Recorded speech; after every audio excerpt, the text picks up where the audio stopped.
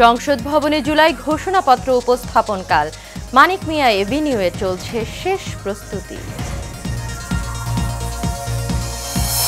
গণহত্যার মামলায় হাসিনা কামালের বিরুদ্ধে দ্বিতীয় দিনের সাক্ষ্য গ্রহণ আজ, ট্রাইব্যুনালে হাজির রাজসাক্ষী মামুন।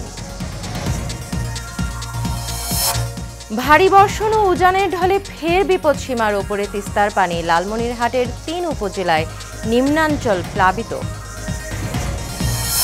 এবং সিরাজগঞ্জে গরু চোর সন্দেহে ২ জনকে পিটিয়ে হত্যা, সাভারে কাভার্ড ভ্যান চাপায় প্রাণ গেল নারী শিশুসহ ৩ জনের।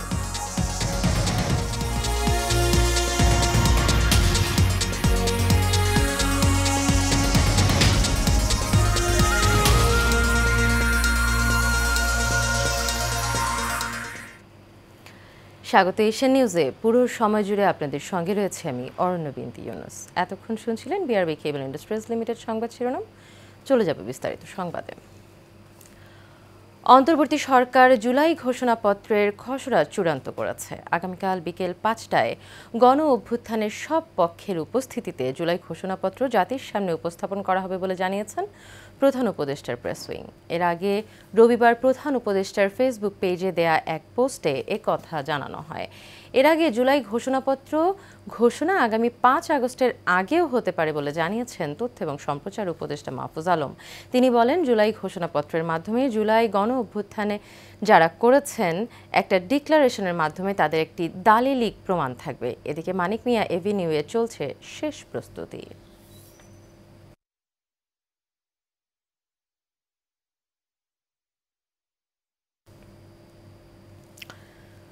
জুলাই গণহত্যার মামলায় আন্তর্জাতিক অপরাধ ট্রাইব্যুনালে শেখ হাসিনা, আসাদুজ্জামান খান কামালের বিরুদ্ধে দ্বিতীয় দিনের সাক্ষ্য গ্রহণ আজ সকালে ট্রাইব্যুনালে আনা হয় আসামি থেকে রাজসাক্ষী হওয়া চৌধুরী আব্দুল্লাহ মামুনকে। এর আগে গতকাল সূচনা বক্তব্যের পর জুলাই অভ্যুত্থানে ৫ আগস্ট আহত খোকন চন্দ্র বর্মনের সাক্ষ্য গ্রহণ করা হয়। সেখানে তিনি জুলাই গণহত্যার মাস্টারমাইন্ড শেখ হাসিনার বিচার দাবি করেন, তুলে ধরেন বিভীষিকাময় দিনের কথা। এদিন সূচনা বক্তব্য দেন অ্যাটর্নি জেনারেল মোহাম্মদ আসাদুজ্জামান এবং চিফ প্রসিকিউটর তাজুল ইসলাম। তারা শেখ হাসিনার সর্বোচ্চ সাজা চান।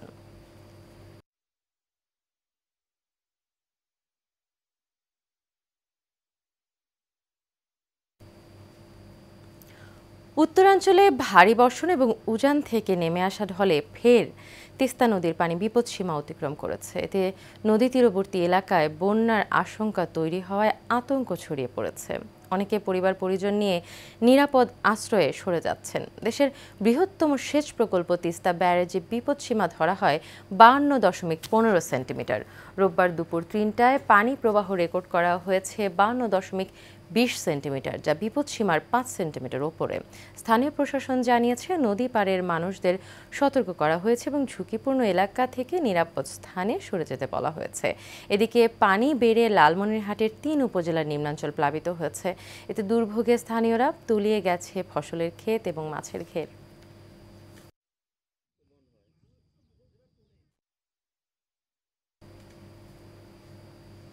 টানা বৃষ্টি এবং উজান থেকে নেমে আসা পানির ঢলে রাঙামাটির কাপ্তাই লেকে পানির উচ্চতা বিপদসীমায় পৌঁছেছে।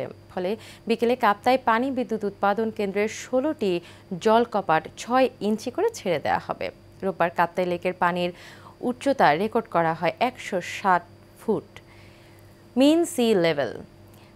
জলবিদ্যুৎ কেন্দ্রের ব্যবস্থাপক মোহাম্মদ হাসান স্বাক্ষরিত এক বিজ্ঞপ্তিতে জানানো হয়, লেকে পানি বিপদসীমায় পৌঁছেছে। আজ ৩টায় কাপ্তাই পানি বিদ্যুৎ উৎপাদন কেন্দ্রের 16টি জলকপাট 6 ইঞ্চি করে ছেড়ে দেওয়া হবে। এতে প্রতি সেকেন্ডে 9,000 কিউসেক পানি কাপ্তাই লেক হতে কর্ণফুলী নদীতে নিষ্কাশন করা হবে। একই সঙ্গে জানানো হয়, কেন্দ্রের 5টি ইউনিট হতে সর্বমোট 219 মেগাওয়াট বিদ্যুৎ উৎপাদন হয়েছে। সিরাজগঞ্জে গরু চোর সন্দেহে 2 ব্যক্তিকে পিটিয়ে হত্যা করেছে স্থানীয় জনতা। নিহতদের নাম পরিচয় তাৎক্ষণিকভাবে জানা যায়নি। তাদের মরদেহ স্থানীয় M Mansur Ali medical college হাসপাতালের মর্গে রাখা হয়েছে। রাতে সদর উপজেলার সোনাগাছা ইউনিয়নের 5 ঠাকুরি এলাকায় এই ঘটনা ঘটে। এই ঘটনায় পুলিশ 2 জনকে আটক করেছে। সিরাজগঞ্জ নৌ পুলিশের ভারপ্রাপ্ত কর্মকর্তা মোহাম্মদ রফিকুল ইসলাম জানান, গরু চুরি করে যমুনা নদী পার হয়ে নৌকায় করে পালানোর চেষ্টা করছিল চোর সন্দেহভাজনরা। এ সময় স্থানীয়রা তাদের ধরে গণপিটুনি দিলে ঘটনাস্থলেই দুজনের মৃত্যু হয়। পরে পুলিশ গিয়ে মরদেহ উদ্ধার করে হাসপাতালে পাঠায়।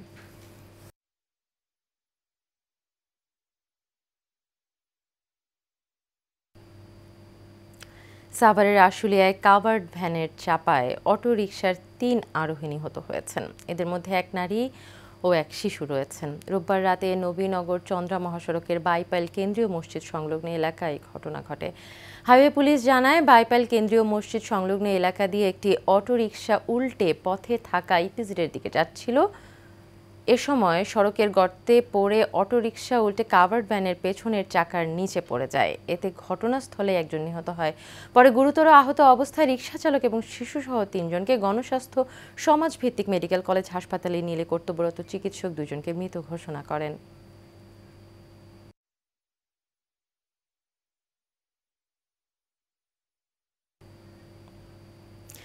সুনামগঞ্জে বাস ভাড়া নিয়ে শ্রমিক এবং বিশ্ববিদ্যালয়ের শিক্ষার্থীদের দ্বন্দ্বে মালিক শ্রমিকের ডাকা অনির্দিষ্টকালের কর্মবিরতি চলছে। সকাল থেকে জেলার সব ধরনের দূরপাল্লার এবং আঞ্চলিক রুটের বাস চলাচল বন্ধ রয়েছে। এতে চরম ভোগান্তিতে পড়েছেন হাজারো যাত্রী। শ্রমিক নেতারা জানান, সুনামগঞ্জ বিজ্ঞান এবং প্রযুক্তি বিশ্ববিদ্যালয়ের শিক্ষার্থীরা তাদের বাসের শ্রমিককে মারধরের প্রতিবাদ, শহরের তাদের এক চালককে মারধর এবং জেলে থাকা এক বাস চালকের মুক্তির দাবিতে তাদের এই কর্মসূচি। চালকদের মারধরের বিচার এবং চালককে মুক্তি না দিলে এই কর্মসূচি অনির্দিষ্টকাল চলবে।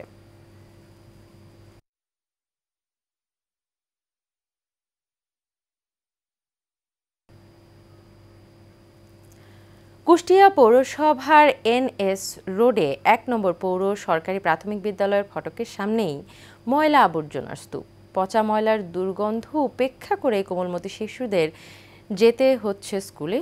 দুর্গন্ধে অতিষ্ঠ পথচারীরাও। পৌরসভায় বারবার বিষয়টি নিয়ে চিঠি দেওয়া হলেও নেওয়া হয়নি কোনো পদক্ষেপ। হাসিবুর রহমান রিজুর রিপোর্ট, জানাচ্ছেন আনোয়ার রাজ। রশিদ। কুষ্টিয়া পৌরসভার আওতাধীন পৌরবাজার সংলগ্ন ১ নম্বর সরকারি প্রাথমিক বিদ্যালয়ের সামনের চিত্র এটি, যেখানে কোমলমতি শিশুদের শিক্ষাঙ্গনে প্রবেশ পথ এখন ভাগাড়ে পরিণত হয়েছে। প্রতিদিন ময়লা আবর্জনা ফেলানো হচ্ছে বিদ্যালয়ের গেটের সামনে। ময়লার স্তূপের কারণে বন্ধ প্রায় ড্রেন, ফলে সড়কেই উঠে এসেছে দুর্গন্ধময় ময়লা পানি। আবর্জনার দুর্গন্ধ ও ময়লা পানি মারিয়েই প্রতিদিন কোমলমতি এসব শিক্ষার্থীদের যেতে হচ্ছে স্কুলে। ক্লাসে পড়াশোনা করার সময় আমাদের খুব নাকে অনেক দুর্গন্ধ লাগে, আর এর কারণে আমাদের অনেক ক্ষতি হয়। এই ডাস্টবিনটা যেন পরিষ্কার রাখে, আর এখানে কেউ যেন ময়লা না ফেলে, আমি এটা চাই। কলম খাতা কেনার সময় অনেক দুর্গন্ধ বেরায়, অনেক জীবাণু ছড়ায়, পরিবেশের ক্ষতি হয়, অনেকের অনেক রোগে আক্রান্ত হয়। আমাদের স্কুল থেকে আসার পথেও একটাই এবং যাওয়ার পথে একটা। আমাদের এত দুর্গন্ধ বের হয়, আমরা ক্লাসই নিতে পারিনি। পথচারী ও আশপাশের দোকানিরা জানান, বিষয়টি নিয়ে বারবার অভিযোগ দেয়া হলেও নেওয়া হয়নি কোনো ব্যবস্থা। আমাদের বেচা কিনা সমস্যা হচ্ছে, কাস্টমার দাঁড়াচ্ছে না, ঠিক আছে। তারপরে যে আমরা অলওয়েজ টাইম মাস্ক পরে থাকা লাগছে। এই দিক দিয়ে যে সাধারণ মানুষেরা বাজারে আসা যাওয়া করবে, সেইটা আসলে প্রায় অসম্ভব হয়ে পড়েছে। এদিকে পৌর কর্তৃপক্ষ বলছে, শিগগিরই ময়লা অপসারণের জন্য প্রয়োজনীয় ব্যবস্থা নেওয়া হবে। আপনারা ময়লাগুলো আমাদের ভ্যান সার্ভিসে দিবেন, দয়া করে ড্রেনে ফেলবেন না। এটা আমি আপনাদের মাধ্যমে পৌরবাসীর কাছে আবেদন জানাইতেছি। শিক্ষা প্রতিষ্ঠানের মতো গুরুত্বপূর্ণ স্থানে ময়লা আবর্জনা ফেলায় একদিকে যেমন স্বাস্থ্য ঝুঁকিতে শিক্ষার্থীরা, অন্যদিকে নষ্ট হচ্ছে শিক্ষার পরিবেশ। আনোয়ার রাজ, এশিয়ান টেলিভিশন।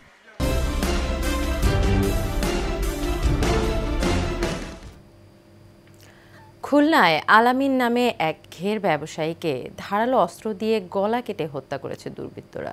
সোমবার রাতে ওই যুবককে গলা কেটে হত্যা করে নগরীর খানাবাড়ির রাস্তার উপর ফেলে যায় দুর্বৃত্তরা। পুলিশ জানায়, দৌলতপুরের মহেশ্বরপাড়া উত্তর বণিকপাড়া খানাবাড়ি সড়ক দিয়ে যাওয়ার সময় দুর্বৃত্তরা গলা কেটে আলামিনকে হত্যা করে। নিহত আলামিন পেশায় একজন ঘের ব্যবসায়ী।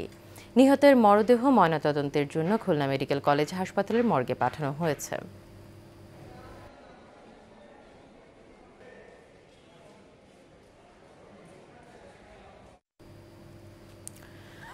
কুড়িগ্রামের নাগেশ্বরীতে শিশু, নারী, বৃদ্ধ এবং সাক্ষীসহ ৪ জনকে মারপিট করে আহত করার পাশাপাশি হত্যার হুমকি দেওয়ার অভিযোগ উঠেছে। এই ঘটনায় নাগেশ্বরী থানায় ৪ জনকে আসামি করে দুটি অভিযোগ দায়ের করেন ভুক্তভোগী তহর উদ্দিন এবং সাক্ষী আলামিন। অভিযোগে জানা যায় উপজেলার আজমাতা হুরকাটারি এলাকার তহর আলীর নাতি সাখাওয়াত হোসেন এবং প্রতিবেশী আশরাফুল আলম খেলার ছলে উভয়ের গায়ে থুতু দেয়। এতে আশরাফুল ক্ষিপ্ত হয়ে সাখাওয়াতকে মারধর করে। এ সময় সাখাওয়াতের কান্না শুনে তার নানি আশরাফুলকে বকাবকি করলে তাকেও মারপিট করা হয়। বিষয়টি নানা তহর আলীকে জানালে আশরাফুল ক্ষিপ্ত হয়ে তাকেও পিটিয়ে জখম করে। পরে তহর আলীকে উদ্ধার করে হাসপাতালে ভর্তি করা হয়। এই ঘটনায় থানায় অভিযোগ করলে অভিযুক্ত আশরাফুল, আতাউর রহমান সহ তাদের লোকজন ফের তহর আলীর স্ত্রী এবং আলামিনকে মারপিট করে। এ বিষয়ে থানায় অফিসার ইনচার্জ রেজাউল করিম রেজা জানান, দুটি অভিযোগ পাওয়া গেছে, তদন্ত করে ব্যবস্থা নেওয়া হবে। কত ঘুরেছে, আমি জীবনে কাজ করে খেতে পারবো না। আইনের আশ্রয় নেওয়া হওয়ার পরে এটা অভিযোগ করছি তদন্ত করার জন্য। তারপরে আমার আম্মা প্রশাসন অধ্যক্ষটা না দেওয়ার ক্ষেত্রে আমার আম্মাকে শিয়ে মারে যায় নাড়ি দিয়া। পরে ছোড়া দাঁড়ায় এলাকাবাসী, ছোড়া যদি সেদিন না আটকাইতো আমার আম্মাকে জব করতো। মারপর মামলা হয়েছে, পুলিশ তদন্ত এসে পরে আলামিন সাক্ষী দিয়েছে, পরে সাক্ষীর উপরে হামলা করছে, ওই যে লাঠি নিয়ে এসেছি। টাঙ্গাইলের মির্জাপুর উপজেলার বংশাই এবং ঝিনাই নদীর ভাঙন এলাকা পরিদর্শন করেছেন উপজেলা নির্বাহী অফিসার ABM আরিফুল ইসলাম।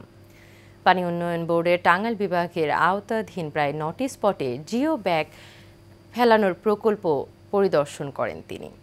পরিদর্শনে আরও উপস্থিত ছিলেন পানি উন্নয়ন বোর্ডের উপবিভাগীয় প্রকৌশল প্রান্ত পণ্ডিত, ফতেপুর ইউনিয়ন পরিষদের প্রশাসক এবং উপজেলা প্রাণী সম্পদ কর্মকর্তা শুভাশিস কর্মকার এবং উপজেলা প্রকল্প বাস্তবায়ন কর্মকর্তা মোহাম্মদ কোহিনুর সহ অনেকে।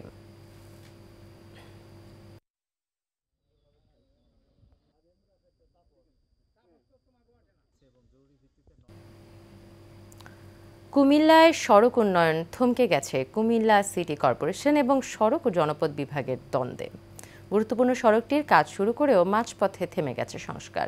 তবে কাদা পানিতে ভোগান্তিতে পড়েছেন পথচারী, শিক্ষার্থী সহ রোগীবাহী অ্যাম্বুলেন্স। রেজাউল করিম রাসেলের প্রতিবেদনে বিস্তারিত জানাচ্ছেন শেখ ফাহিম। কুমিল্লা নগরীর অন্যতম গুরুত্বপূর্ণ সড়ক টমছম ব্রিজ থেকে মেডিকেল কলেজ পর্যন্ত সড়কটির করুণ দশা। ভাঙাচোরা আর কাদাপানি জমে চলাচলে চরম দুর্ভোগ পোহাতে হচ্ছে স্কুল কলেজ যাওয়া শিক্ষার্থী থেকে শুরু করে রোগীদের। জনদুর্ভোগ লাঘবে কুমিল্লা সিটি কর্পোরেশন সংস্কার শুরু করলেও সড়ক ও জনপথ বিভাগের আপত্তিতে সেই কাজ মাঝপথেই বন্ধ হয়ে যায়। এতে বেড়েছে দুর্ঘটনার ঝুঁকি। প্রতিদিন হাজারো মানুষের চলাচলের এই সড়ক এখন পরিণত হয়েছে মৃত্যু ফাঁদে। এই রাস্তাটা এই অবস্থায় ফেলে রাখলে এই জনগণের ভোগান্তি, ছাত্রদের ভোগান্তি, হাসপাতালে রোগী আসা নেওয়ার ভোগান্তি। রাস্তা কেটে ফেলায় আমাদের আসতে অসুবিধা হচ্ছে। এটা সমস্যা শুনতেছি যে রোডস অ্যান্ড হাইওয়ে এবং সিটি কর্পোরেশন। আমাদের প্রায় 14,000 ছাত্রছাত্রী স্কুলে আসা যাওয়ার সময় দুর্ঘটনার শিকার হয়। আমি যথাযথ কর্তৃপক্ষের কাছে দৃষ্টি আকর্ষণ করছি যাতে অতি দ্রুত এটার ব্যবস্থা নেওয়া হয়। সড়কটির মালিকানা নিয়ে কুসিক ও সওজের মধ্যে চলছে পাল্টাপাল্টি অভিযোগ। সওজ বলছে এটি গেজেটভুক্ত জেলা মহাসড়ক, তাদের পূর্বনামতি ছাড়া সেখানে কাজ করা যাবে না। সিটি কর্পোরেশন এই রাস্তায় পরবর্তী তাদের কোনো কার্যক্রম গ্রহণ না করে সেই জন্য তাদেরকে পত্র মারফত জানানো হয়েছে এবং তারা মৌখিকভাবে আমাদেরকে জানিয়েছেন যে তারা যতটুকু কাজ করা হয়েছে সেতটুকুতে কাজ স্থগিত রাখবে এবং সড়কে যে খানাখন্দ তৈরি হয়েছে তাদের কর্মকাণ্ডের ফলে সেগুলো তারা লেভেল ড্রেসিং করে দেবে।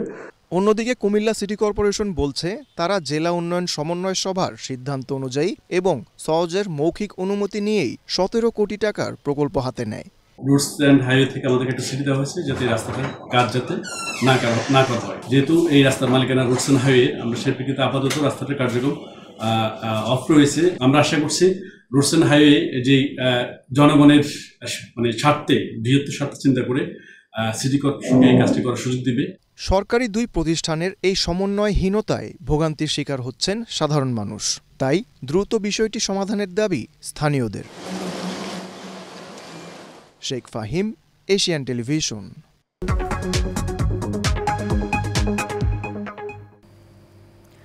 প্রশিক্ষণ নিয়ে মাশরুম চাষ করে সফল হয়েছেন নরসিংদীর শাহিন মোল্লা। 6 মাসের ব্যবধানে লাভের মুখ দেখেছেন তিনি। প্রথমে শখের বশে অল্প কয়েকটি স্পন কিনে এনে চাষ শুরু করলেও এখন তিনি বাণিজ্যিকভাবে চাষ করছেন মাশরুম। তবে বেশ লাভবানও হচ্ছেন তিনি। নরসিংদী থেকে সিদ্দিকুর রহমান ইমনের পাঠানোর রিপোর্ট জানাচ্ছেন নূর মোহাম্মদ ভুইয়া।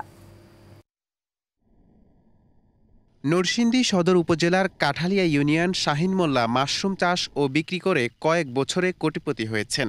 মালয়েশিয়ার মাশরুম খামারে কাজ করতেন তিনি। 2012 সালে দেশে ফিরে প্রশিক্ষণ নিয়ে 500 স্পন নিয়ে শুরু করেন চাষ, যা এখন বেড়ে 60,000-এ পৌঁছেছে।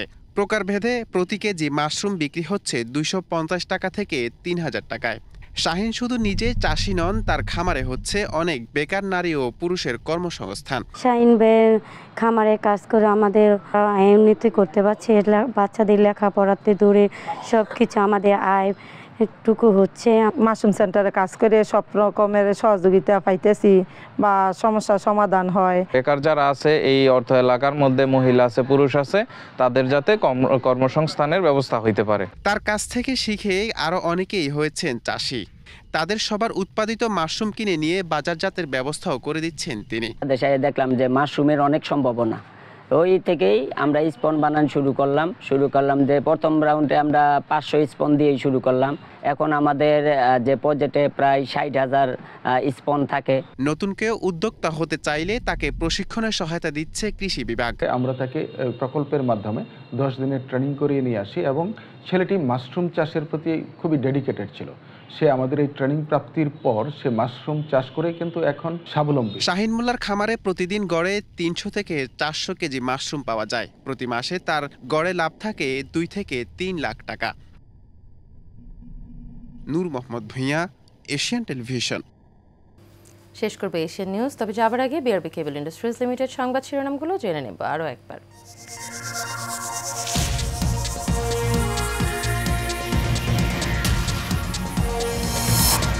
সংসদ ভবনে জুলাই ঘোষণাপত্র উপস্থাপন কাল। মানিক মিয়া এভিনিউয়ে চলছে শেষ প্রস্তুতি। গণহত্যার মামলায় হাসিনা কামালের বিরুদ্ধে দ্বিতীয় দিনের সাক্ষ্য গ্রহণ আজ। ট্রাইব্যুনালে হাজির রাজসাক্ষী মামুন।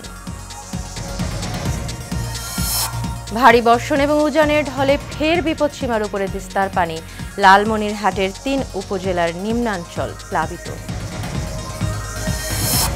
এবং সিরাজগঞ্জে গরু চোর সন্দেহে 2 জনকে পিটিয়ে হত্যা। সাভারে কাভার্ড ভ্যান চাপায় প্রাণ গেল নারী শিশু সহ 3 জনের।